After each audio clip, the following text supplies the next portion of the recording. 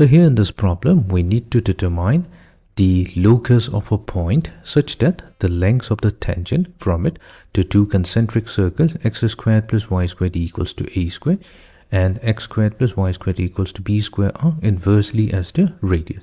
Let us begin. So here first we will consider a point P with coordinates x1, y1. Now from this point P, we're going to draw two tangents to the circle x squared plus y squared equals to a squared and the other circle x squared plus y squared equals to b squared, and let's say it at a point of contact B at A and B respectively. So this would mean that PA and PB are going to be the length of the tangents to each of the two circles.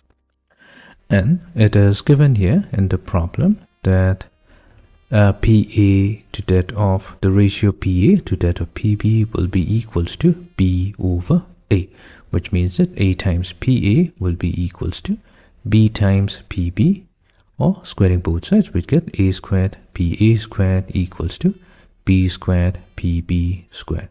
So we're going to label this as equation number 1. Now our goal will be to find out the length of the tangents PA and length of the tangents PB. Okay, so there's a particular formula to find out the length of the tangents. So let's go through the formula. Let's say we have a circle centered at C with the coordinates -g, -f, and we have a point P with the coordinates x1, y1. Then PA will be tangent to the circle at point A. Then the length of the tangent PA will be given by square root of x1 squared plus y1 squared plus 2gx1 plus 2 times fy1 plus c. So here the constant g, f and c are obtained from the circle, which is expressed in its general form, that is x squared plus y squared plus 2 times gx plus 2 times fy plus c equals to 0. Okay. So by using this formula, we can find out the length PA and PB. So we will start with our first circle, x squared plus y squared equals to a squared, but we'll transpose a squared to the right hand side. Now when we compare it to the general equation, then 2g will be equals to 0, the length 2f will be equals to 0, and c will be equals to -a squared, which means that PA will be equals to the square root of x1 squared plus y1 squared.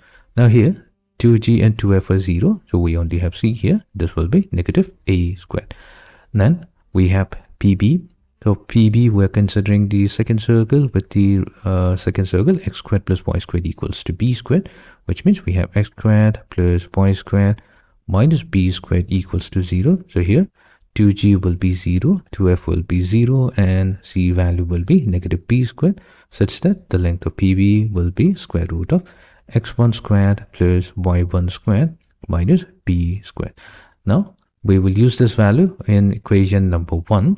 So equation number 1 follows that we need a squared. So a squared will get multiplied to PA squared. So PA squared will be x1 squared plus y1 squared minus a squared. This will be equals to b squared times x1 squared plus y1 squared minus b squared. Now let's simplify this.